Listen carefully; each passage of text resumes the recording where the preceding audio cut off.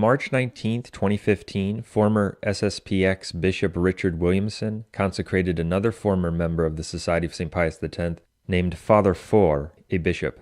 This is obviously an effort to ensure that those who hold the theological position Richard Williamson does will have access to a bishop going forward. Now, what the Society of St. Pius X or similar groups do is not nearly as significant as some people think it is. However, since there are many people who still sadly take the theological position of the Society of St. Pius X, or a similar, quote, recognize and resist position, it's important to comment on their theological views when mentioning the news of this consecration. The fact of the matter is that neither the SSPX nor Williamson's group is Catholic. Both hold that the complete public heretic and apostate, anti-Pope Francis, who openly rejects converting atheists and Jews, is a Catholic, has the Catholic faith, and professes the true faith. That's what it means when you recognize someone as the Pope. It means that according to you, that person is Catholic, has the Catholic faith, and professes the true faith. On that point, see our video, Why Francis Must Not Be Considered the Pope. Thus, the position of the SSPX and similar, quote, resistance groups is false. It's heretical. The SSPX and similar groups also do not operate in communion with the hierarchy they consider Catholic.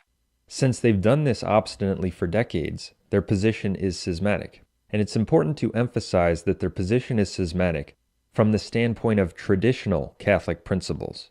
You will hear some frankly foolish defenders of the Society of St. Pius X in our day cite a few modernist, quote, cardinals in the Vatican II sect who might say on occasion that the Society of St. Pius X is not schismatic. For instance, some people cite, quote, Cardinal Cassidy, the man who signed the joint declaration with the Lutherans on justification, a man who therefore doesn't even believe that the canons of the Council of Trent are binding and that Lutherans need to accept them. Numerous false traditionalists argue that the SSPX is not schismatic because Cassidy or someone similar doesn't think they are. For example, Iris Cardinal Cassidy. He had been the prefect for the Vatican's congregation for the Christian unity. I'm forgetting the exact name of it now. The Pontifical Council for Promoting Christian Unity. That's what it was. He was the prefect of that under John Paul II, and he admitted in a letter that Society of St. Pius X is not outside the Church. That's ridiculous. Cassidy's view is worthless. In order to assess whether the position of the SSPX and similar groups, such as a group Williamson might work with, is schismatic, one must assess the issue from the standpoint of traditional Catholic principles and authorities, not from the standpoint of selective statements of modernists. And by the way, there are many modernist, quote, cardinals who do think that the Society of St. Pius X is schismatic. But a Catholic must assess the question and base his conclusion on what God thinks as reflected in traditional Catholic teaching, not on what certain modernists think. Before the judgment seat of God, a statement from a modernist isn't going to help you, since those who choose to adhere to or defend the positions of the Society of St. Pius X at this point, in the face of the facts, are, without any question, obstinate in their refusal of operational or notional communion with the hierarchy they consider Catholic, and they stubbornly remain independent of that hierarchy. From the standpoint of traditional Catholic principles, their position is definitely schismatic. Now, decades ago, when the Vatican II apostasy first broke out, and there was much confusion about what was transpiring, as well as comparatively little knowledge about what the anti-popes really taught and what the Vatican II sect was all about, there was much more room for confusion and good faith among those who simply wanted to resist the novelties being imposed and adhere to aspects of tradition, even if they didn't have a completely consistent position vis-a-vis the Vatican II hierarchy and the men imposing the new religion. However, that time has passed. After decades, the SSPX and similar groups still hold their ridiculous position, according to which the Vatican II sect's hierarchy is Catholic, and others must recognize it as Catholic, but they don't operate in communion with it. They persist stubbornly in a completely untenable position, remaining separate from and outside of communion with the authorities and hierarchy they deem Catholic. From the standpoint of traditional Catholic principles, therefore, they are certainly schismatic. So the next time you hear some false traditionalist attempt to exonerate the SSPX by citing a few modernist, quote, cardinals with whom they would not even agree, on almost any controversial theological issue, know that you are being misled and misdirected. What matters is what God thinks and what the Church traditionally teaches about schism, not what a few modernists think. The fact that those who obstinately adhere to the positions of the SSPX and similar groups are, at this point, sadly schismatic, manifests itself in the absurd and heretical positions they have adopted as a result of their false and schismatic position. For example, many people in the SSPX and similar groups, essentially repeating the words of Marcel Lefebvre, will explicitly condemn the organization under the man they consider to be the Pope as a non-Catholic church or sect. For example, in a talk posted on YouTube, Father David Hugo of the Society of St. Pius X Marian Corps, which includes priests who left the SSPX, says the following, and we should note that we like some of the things that Hugo has to say against the Vatican II sect, but, among other things, even though he correctly denounces the sect that Francis leads as false and non-Catholic, since he obstinately acknowledges Francis to be the Catholic Pope at the same time, he adheres to a heretical, schismatic, and non-Catholic position. This union with Rome is from the devil.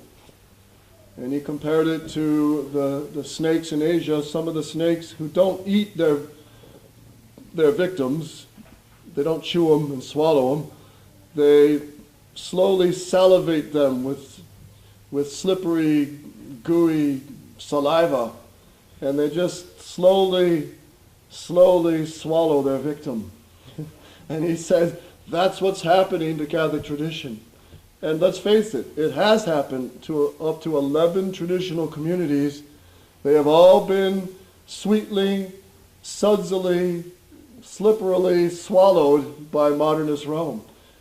We keep the faith and we hold on to it until we have a Catholic Pope in the throne of Peter. And they're being swallowed whole. That's what's happening now to the once beloved new SSPX. And that's why we have to have the Catholic resistance throughout the world, because we cannot go that way. We must stay Catholic, and we have nothing to do with this conciliar church and this modernist church and the Church of Assisi that mocks Christ by putting all religions on an equal level. But listen to Archbishop Lefebvre. This was back in 1988, June 15th, at a press conference.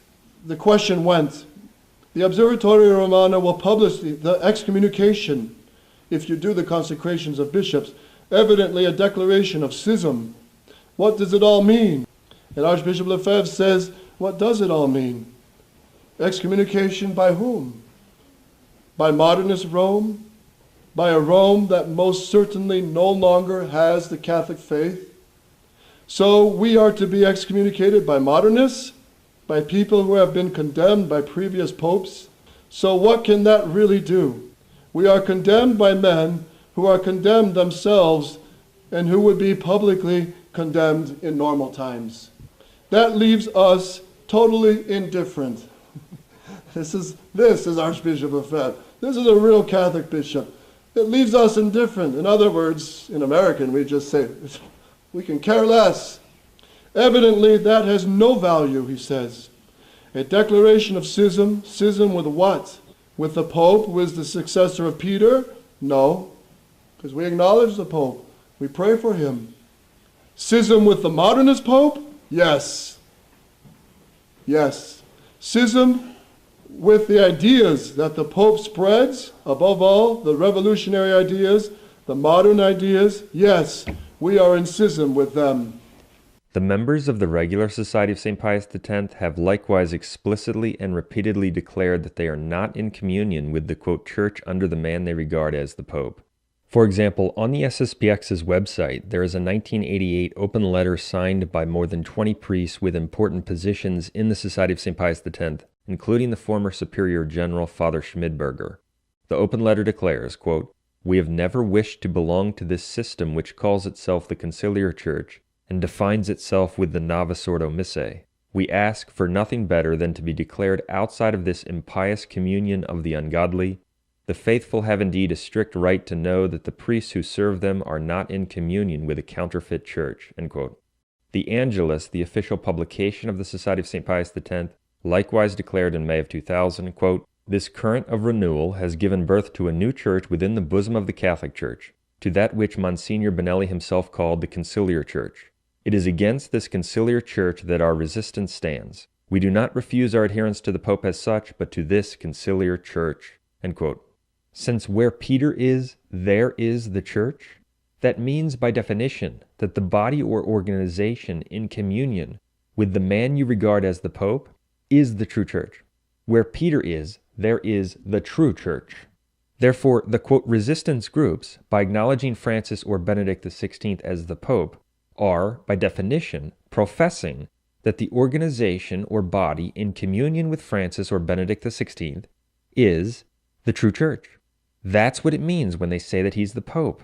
Yet at the very same time they state that the quote church in communion with Francis or Benedict XVI is non-Catholic, false, and heretical, and that no one can hold communion with it. So their position literally means that the true church, the one in communion with the man they regard as Peter, is false, and that the Catholic Church, the one in communion with the man they regard as Peter, is non-Catholic. According to them, the true church is false, and the Catholic Church is non-Catholic. Their position is literally nonsense. It's heretical and absurd. The church under a true pope cannot be false. It cannot be non-Catholic. Someone cannot be the head of the true church and the head of a false church at the same time. If someone is the head of a non-Catholic and false church, as they say, then he's a false claimant, an anti-pope.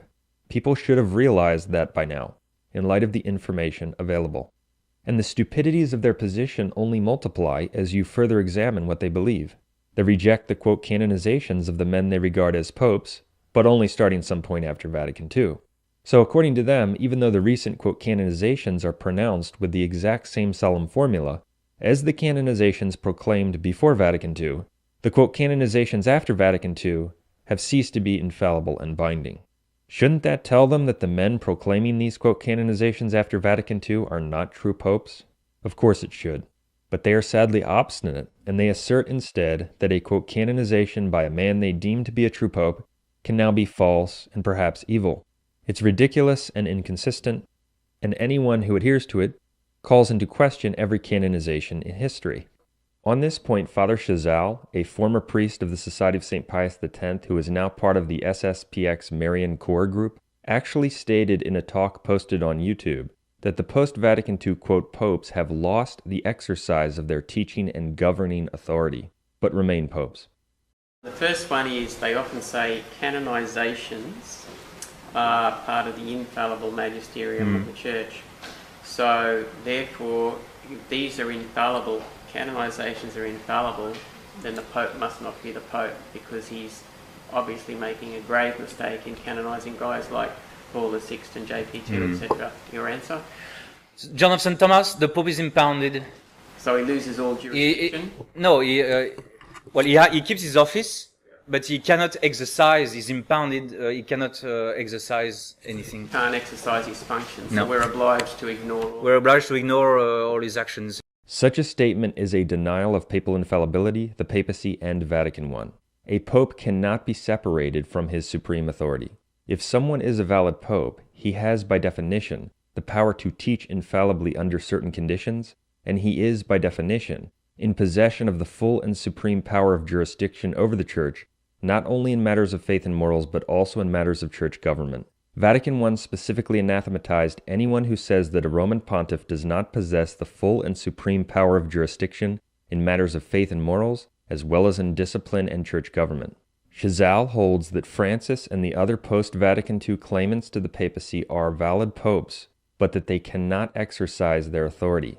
That is totally heretical and schismatic. Someone who adopts such a position has rejected and lost faith in papal infallibility, the papacy, and the dogmatic teaching of Vatican I.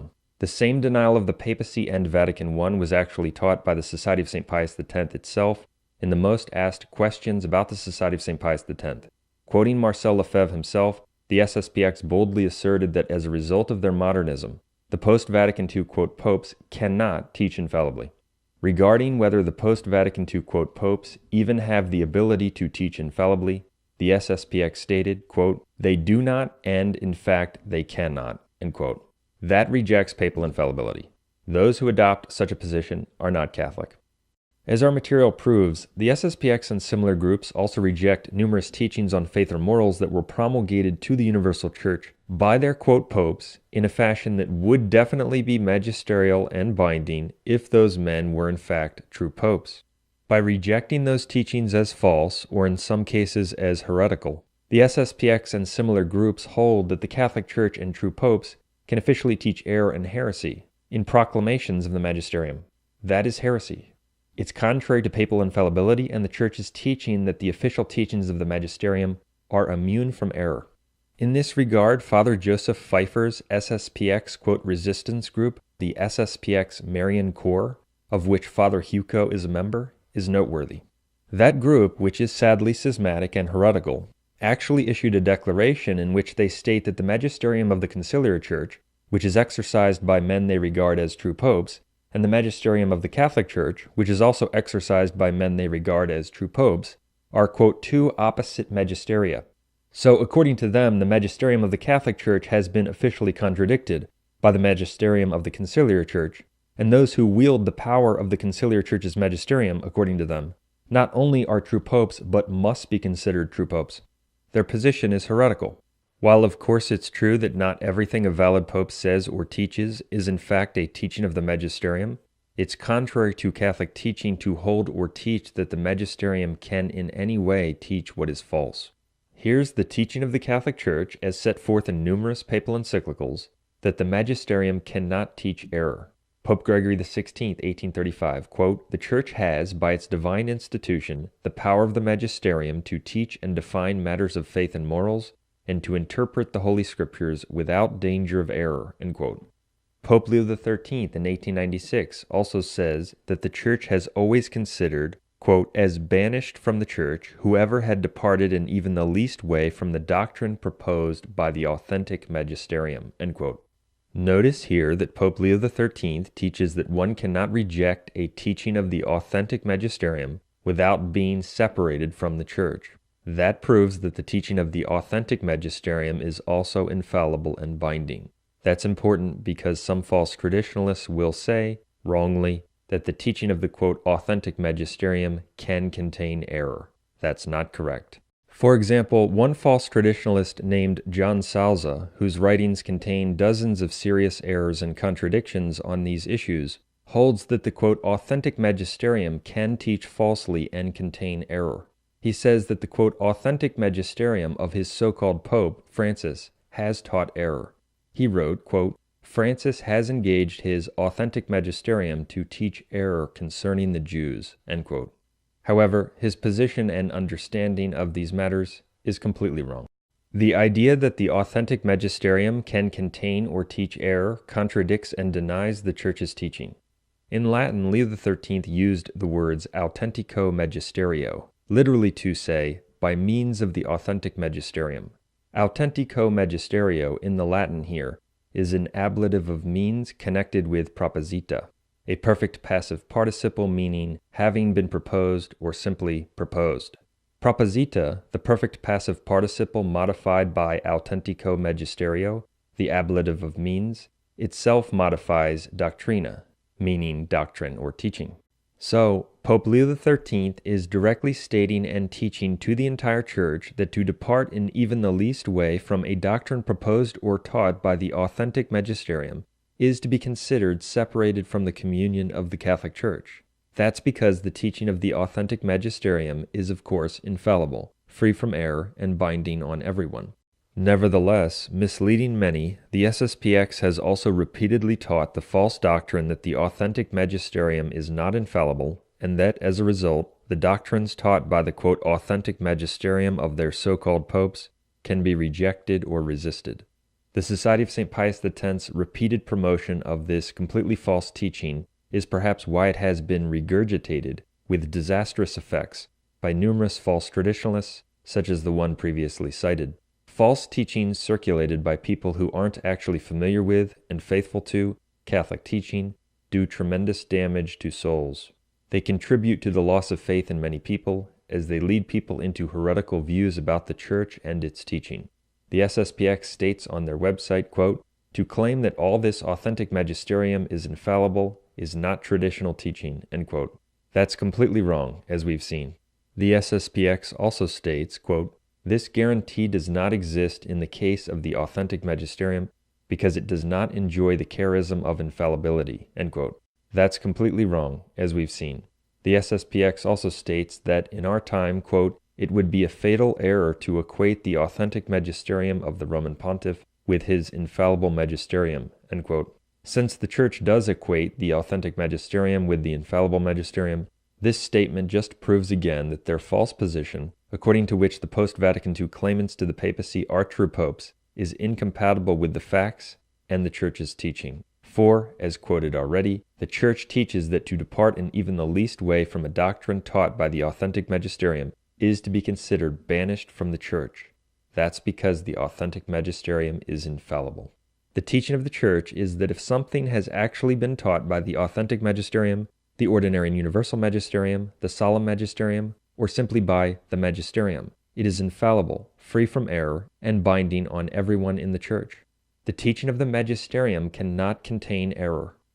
In 1898, Pope Leo XIII also taught that the magisterium, quote, "could by no means commit itself to erroneous teaching," end quote. Pope Pius X, 1910, quote, "Only a miracle of that divine power could preserve the Church from blemish in the holiness of her doctrine," end quote. Pope Pius XI, 1925, quote, "The perfect and perpetual immunity of the Church from error and heresy," end quote. Pope Pius XI, 1929, quote, "To this magisterium Christ the Lord imparted immunity from error," end quote. He also says in that encyclical, repeating Pope Leo XIII's teaching in the encyclical Libertas, quote, "God himself made the Church a sharer in the divine magisterium, and by his divine benefit unable to be mistaken," end quote. As we can see, the Catholic Church infallibly teaches that the magisterium is free from error. But the SSPX, the SSPX-MC, and similar groups falsely teach that the magisterium has taught error and contradicted itself. Their position is heretical. It denies the teaching of the Catholic Church. Well, on the question of universal magisterium, it's been there again. They are impounded, so I'm not worried about it. In their heretical declaration, the SSPX-MC schismatics also speak of the conciliar church as a different non-Catholic entity. They urge people to remain separate from it lest they fall prey to the wolves. Yet, as stated already, by recognizing its leader as the Pope, they officially profess that where he is, the organization he's in communion with, is the true church.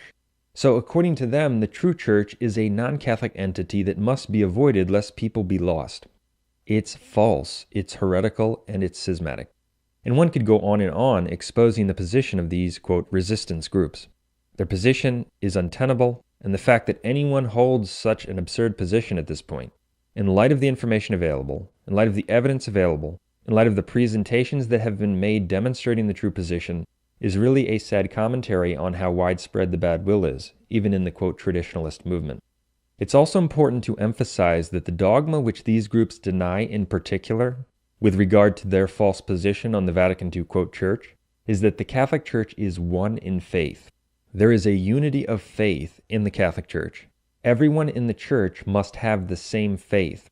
That dogma is completely trashed, denied, and thrown out the window by the SSPX and, with a special emphasis, by the breakaway SSPX-type groups that take a harder line vis-a-vis the Vatican II sect. Those groups will directly and repeatedly state things such as, we don't have the same faith as those in the Vatican II Church, or they aren't Catholic, or they adhere to a false religion, yet at the very same time they profess that those people are in the Church. So according to them, people who do not have the Catholic faith and are not Catholic and are heretics are in the Church. For instance, the aforementioned Father Chazal, who rejects the true position that Francis and the other post-Vatican II claimants to the papacy are not true popes but anti-popes, and promotes many blatant and easily refuted errors in the process, nevertheless is forced to admit the actions of Pope Francis are more and more scandalous. Pope Francis is showing himself to be like his predecessors, but in a very clear way, as a public, notorious heretic. He's an open and public heretic. But we do grant that this Pope is a manifest and public heretic. We see the heresy and we concede that this Pope Francis is a public heretic. He is. The problem is that if you don't have enough evidence, then you have Pope Francis now is beyond any doubt. I don't want to argue with sedevacantists on that, because I think it would be ridiculous for me to deny that.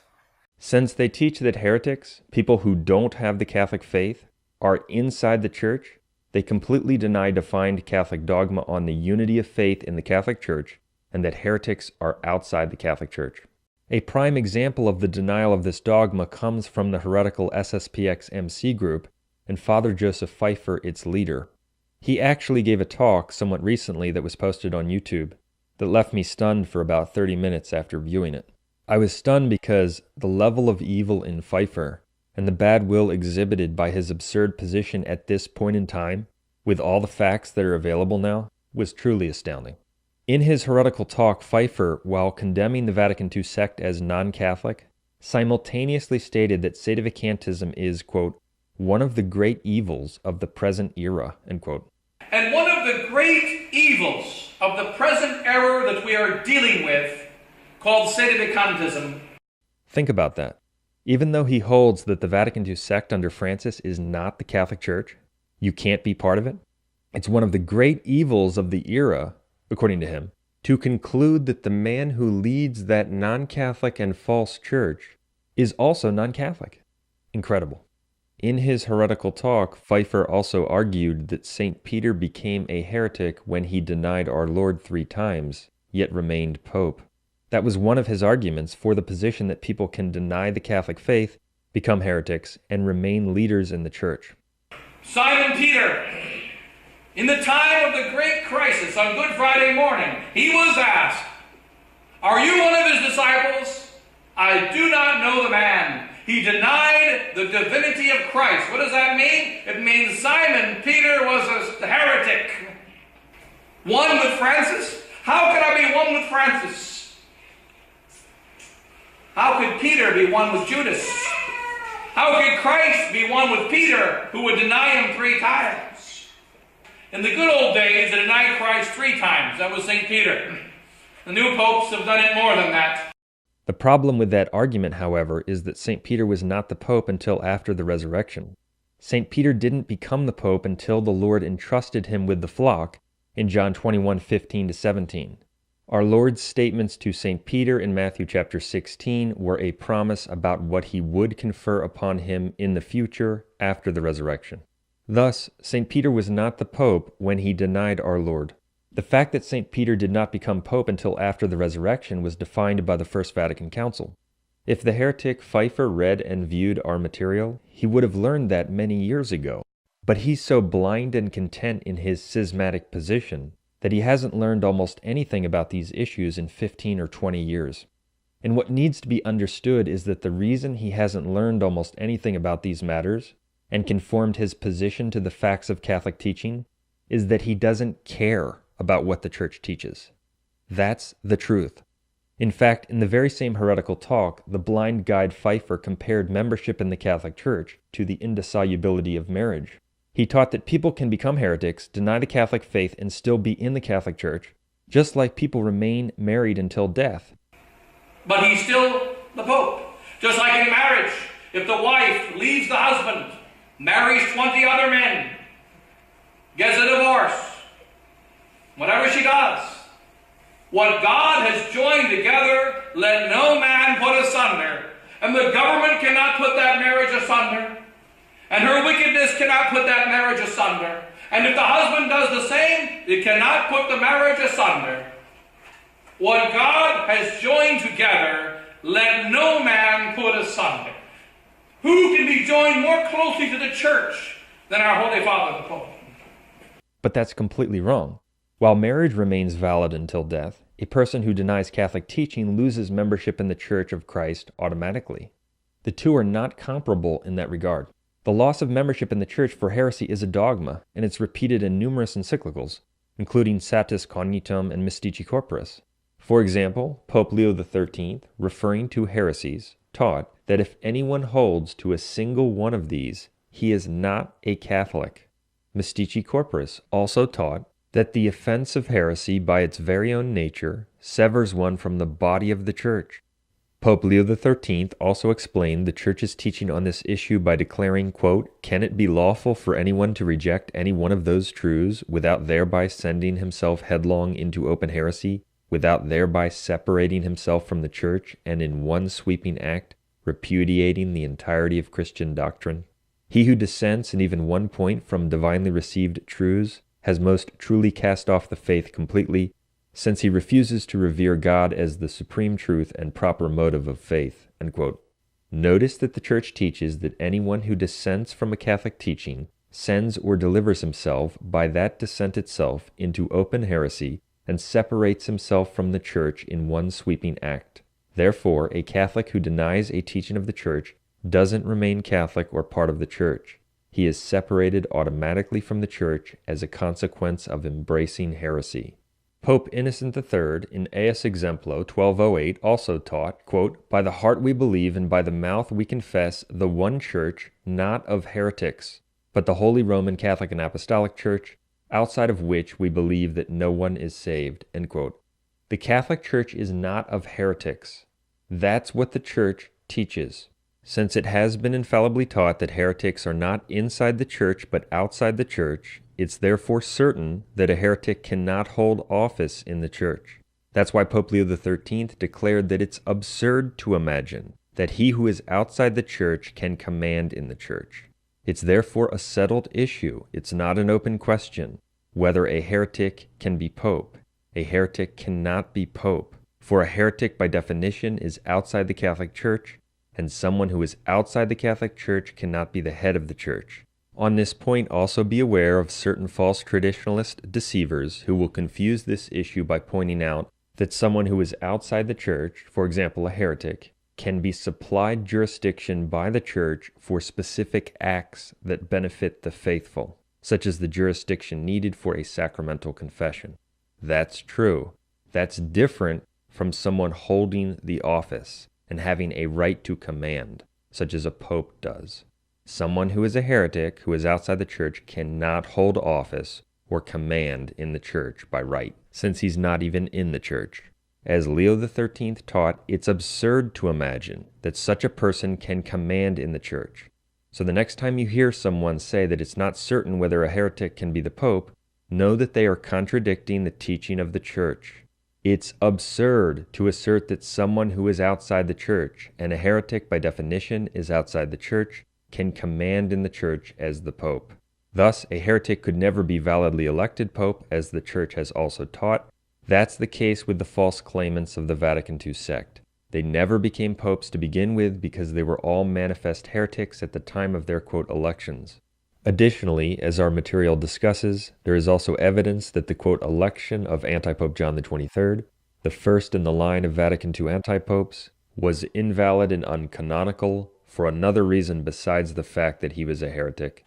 And if someone were validly elected pope and became a heretic, he would lose his office automatically without the need of any declaration when he became a heretic. One, of course, could also cite St. Robert Bellarmine, who said that all the ancient fathers taught that manifest heretics immediately lose jurisdiction and authority in the Church. Of course they did, because the Catholic Church is not of heretics. It's a dogma that heretics are not members of the Church. And there is a unity of faith in the Church, so you cannot profess union or communion with someone who is denying the Catholic faith publicly. Also, on this point, one can see the bull Cantate Domino at the Council of Florence, which infallibly defined that heretics are outside the Catholic Church. That's a dogma. So it's utterly false. It's opposed to what the Church has always taught, to say, as Pfeiffer does, that someone will remain in the Catholic Church even if he becomes a heretic, even if he denies the faith, and compare it to a marriage that remains valid even if things go bad in the marriage. They are not at all comparable in that regard. But the heretic Pfeiffer hasn't learned this basic point about Catholic teaching in decades because he doesn't care. He couldn't care less what the Catholic Church teaches on this issue. That's the truth. He's a true heretic, a Protestant. In fact, like a Seventh-day Adventist or some other form of Protestant, Pfeiffer goes on and on misusing the Old Testament in an attempt to justify his false position, namely, that people can deny the Catholic faith and remain in the Catholic Church, a position contradicted by magisterial teaching. Pfeiffer will adhere to his false position no matter what the facts are or what the Church teaches, and no matter how obvious the apostate in Rome makes it that he's not the Pope.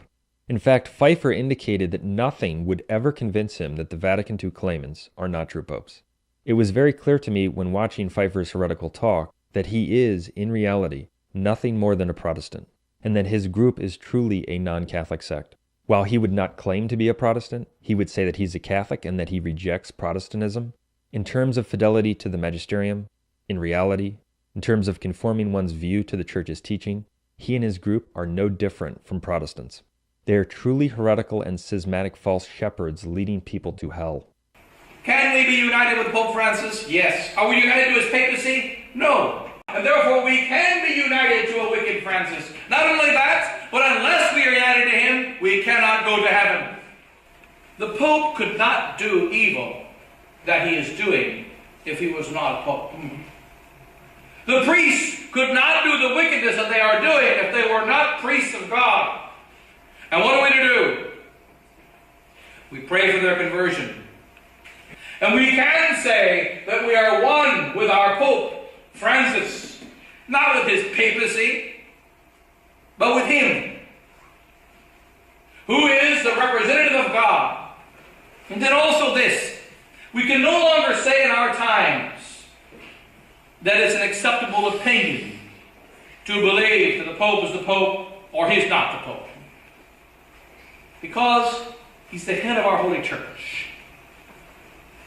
And our salvation is linked to our union with him. Another example of the demonic effects of such a false position is found in the absurd utterances of a supporter of the SSPX-MC group. In a YouTube video, this individual articulated a position that's very close to that of the SSPX-MC. In other words, he rejects the true position that the chair of St. Peter is vacant and stubbornly holds instead that the post-Vatican II claimants are valid popes. Yet, he simultaneously declares that his, quote, popes are not Catholic, that their, quote, church is not Catholic, that his, quote, popes are separated from the Catholic Church yet still lead it, that they have the power of the magisterium but people must not follow their magisterial teaching, that they and their, quote, bishops have jurisdiction, and that sedevacantists are supposedly wrong for holding that they don't have any jurisdiction, yet one must not commune with those, quote, popes or bishops who, according to him, have jurisdiction. It's just totally schismatic and heretical theological trash. He stated, okay, so it's not possible at this point to be following all these errors and heresies. We can't follow the current magisterium as is, right, when we're talking about the authentic, because that is where all these errors and heresies are. He also stated, yeah, we hold and maintain these popes not to be Catholics. We hold them to maintain that they are teaching heresies. He also stated, Archbishop Lefebvre speaks, because the conciliar church is not the Catholic Church, objectively speaking. Everyone follow that? The Catholic Church now resides in a remnant, objectively speaking, which is outside that mainstream. They have separated themselves from the Church. They are modernists. They're not Catholics. He also stated, so really the arguments between hardline traditionalists and sedevacantists is the sense of jurisdiction. You know, we recognize that they still have jurisdiction against the errors of sedevacantism. He also stated, those individuals who are attending the Vatican II new churches, they're not Catholics, they're modernists. So here's another demonstration of people you need to avoid. If you want to lose your soul, go ahead and start communing with the Pittsburgh Diocese, because assuredly you will definitely lose the faith, and or if you have not already, quite potentially lose your soul. Such diabolical nonsense mocks and denies Catholic teaching in many ways. It rejects Catholic dogma on the unity of faith in the Church, on the unity of communion in the Church, on the infallibility of the magisterium, on the Church's immunity from error, etc. It's textbook schism, for he says that people must not commune with the bishop and the, quote, pope he simultaneously says have jurisdiction and authority. That position, of course, also rejects the dogma that where Peter is, there is the true Church, as it holds that where Peter is, there is a false and non-Catholic church which one must reject and be separate from. Someone who obstinately adheres to such a position, as the aforementioned individual does, is certainly not a Catholic. but definitely a heretic and a schismatic with no faith in Catholic teaching at all. Something else that needs to be mentioned is that these SSPX-type groups are in reality nothing more than Lefebvrists. If you listen carefully when they discuss the quote crisis and explain their position, they will refer to Archbishop Lefebvre all the time. They base their position on Lefebvre's position, not on the Church's teaching. They are Lefebvrists, not Catholic. They trust in man, not in God. Because that is our only hope and our only wish is to stay Catholic and to hold the line of Archbishop Lefebvre. Not to start anything new, we don't need to. Not to change his course, there's no need for that. We just continue what the Archbishop did, that's all what we're about. These centers of resistance are very necessary because not only do they maintain the faith up till now, they maintain the faith, they give to the people an opportunity outside of the Society of Pius X, of the mainstream society, to continue along the lines of Archbishop Lefebvre for the salvation of their souls. That's crucial. Yes, we know all the bad things that they have done. And so we are asking you to have nothing to do with them. That's the position of Archbishop Lefebvre. Now, the reliance on Lefebvre is absurd for a number of reasons. Not only did Lefebvre sadly deny Catholic salvation dogma by holding that souls can be saved in Judaism, Islam, Buddhism, etc., but even on the matter of the Vatican II sect, he and others at the time understood and knew little about the key issues and the facts about the anti-pope's teaching compared to what's available now. That's just the truth. Simply put, he was operating with much less and inferior information. Lefebvre was operating during a much earlier stage of the crisis when people were still figuring out what had happened, when basically no one knew the full extent of what the anti-popes taught in their writings, facts that really came out with our research, and when many things had not happened yet. To rely on his conclusion that they were popes, a position he might not even hold if he lived today, is ridiculous. In fact, our file on the SSPX even documents that Lefebvre made numerous statements questioning whether they were popes, and whether one should regard them as popes. Nevertheless, in a recent interview, Father Ford, the man Williamson consecrated, was asked about whether Francis is a true pope. In an interview published on the internet, he said, quote, "We must preserve the attitude of Archbishop Lefebvre, a prudential attitude that excluded sedevacantism. Archbishop Lefebvre always refused to ordain a seminarian who was sedevacantist, and that was the policy of the SSPX until his death." End quote. So, Ford rejects the true position that Francis and the other Vatican II heretics are not true popes, and he bases his position on Lefebvre.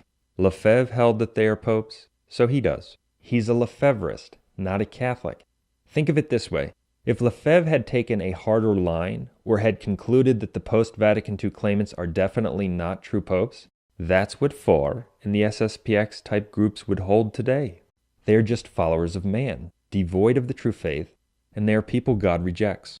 Ford's statement also shows again that he and those like him are definitely schismatics, especially at this point in time. For if they are going to insist that Francis is a pope, and have the audacity to say that people need to recognize him, then they are bound by that position and they are condemned as schismatic for not being in communion with him. It also needs to be mentioned that Bishop Williamson has made numerous revealing statements over the years. For example, he called John Paul II, quote, a good man. He said that he feels the same way about Ratzinger. Benedict XVI, a man who rejects converting Protestants, denies the inerrancy of Scripture, teaches that false religions are to be esteemed, teaches that there are many ways to heaven besides the Christian faith, engaged in what Williamson admits was a, quote, revolution against Catholic teaching, etc. For a rundown of Ratzinger's almost countless heresies, see our video, The Heresies of Benedict XVI, and the articles on our website. I've personally read 30 of Benedict XVI's books, and Brother Michael went through every speech Benedict XVI made as anti-pope. So, Williamson holds that one can revolt against Catholic teaching, and even lead a revolution against Catholic teaching, and be a, quote, good man. That is diabolical. Someone who believes that is not a Catholic. Williamson made these horrible statements about John Paul II and Benedict XVI while being aware of many of the things that John Paul II did, including the Assisi events. Putting aside the almost countless other wicked acts and heretical statements made by anti-Pope John Paul II, It's an undeniable fact that he was an idolater. John Paul II publicly professed that prayer to and worship of false gods is efficacious, and he organized events in which false gods would be prayed to and worshipped. He was an idolater. That's an indisputable fact. John Paul II's idolatry was manifested on numerous occasions. Williamson was aware of John Paul II's idolatry at Assisi, yet he said he was a, quote, good man, but simply mistaken. Someone who believes that a man who organizes and calls for worship of false gods, in other words, an idolater, such as John Paul II, can be good, even if mistaken, is not Catholic.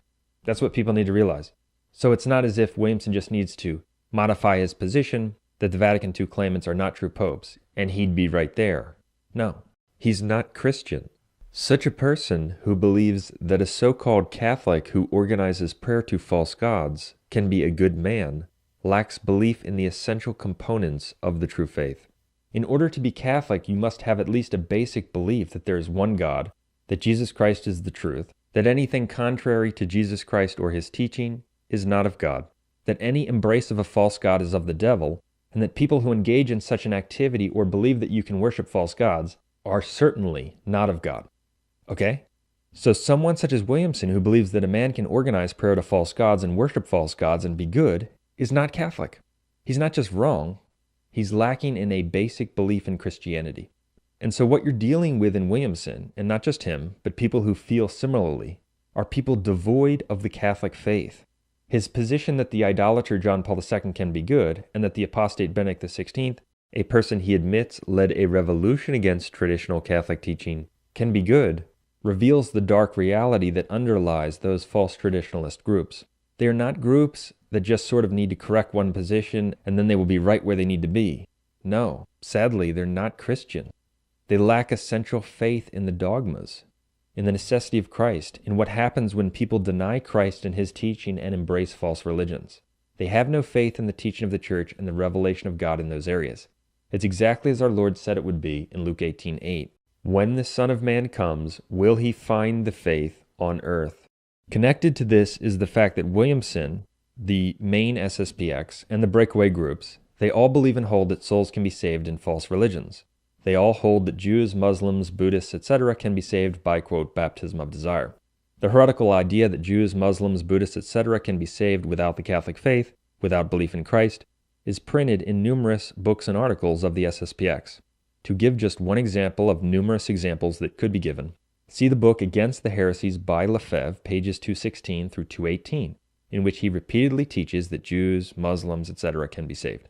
And we've been appalled many times over the years when certain utterly dishonest people, one can only call them truth haters, in a futile attempt to defend the blatant heresy of Lefebvre and the SSPX on this point, respond by saying, yes, Lefebvre taught that some Jews, Muslims, etc. are saved, that people are saved in false religions, but that they are saved by the Catholic Church. Right, that's exactly what he taught, and that's blatant heresy. The Catholic Church doesn't teach that there is salvation outside the Catholic Church, or that it's possible to be saved as a Jew or as a Muslim or something else without the Catholic faith, but that it happens by the Catholic Church. No, it's a dogma that there is no salvation for anyone outside the Church and without the Catholic faith, that all who die as Jews, Muslims, etc. will not be saved. That's the infallible teaching of the Catholic Church. Therefore, the position of Lefebvre and the Society of St. Pius X, that people can be saved in false religions without the Catholic faith, even if they say it's by the Catholic Church, is a direct denial of the dogma outside the Catholic Church there is no salvation, as the Church has defined it. It is heresy. All the priests of the Society of St. Pius X hold that heresy. They believe that souls can be saved in false religions, and almost every single former priest of the Society of St. Pius X, no matter which group that priest is currently a part of, also holds that heresy. That position is a direct denial of the defined dogma outside the Catholic Church there is no salvation, and the express teaching of the Council of Florence that all the Jews, pagans, etc. will be lost unless they become Catholic. So, those groups represent a false resistance. They don't have the true faith. Now, some people have come closer to the truth or been put in contact with true information as a result of things that those groups do. They have done some good things, and they do say some good things, but they're not real Catholics. That's the truth, and people need to realize that. The fact that even a significant number of people still hold the utterly ridiculous position of the Society of St. Pius X and similar groups, at this point, is an astounding example of the widespread faithlessness of people in general.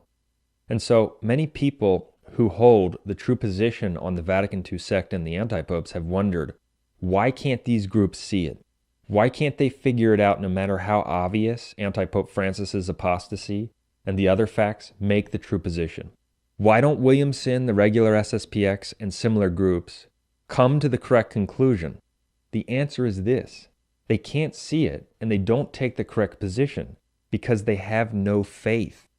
There's nothing there in terms of supernatural faith. That's the truth. Now, some people can take a true position on a theological issue without having true supernatural faith because their reason leads them to conclude that a particular theological position makes the most sense. That's why the SSPX takes some true positions. That's also why some people who aren't true believers hold the correct position that Francis is not a pope. Their reason leads them to conclude that such a position is the most logical one. So just because someone correctly acknowledges in the face of the obvious facts that Francis cannot be the true pope, or because someone adopts a true position on another topic, that does not mean in itself that such a person has true supernatural faith.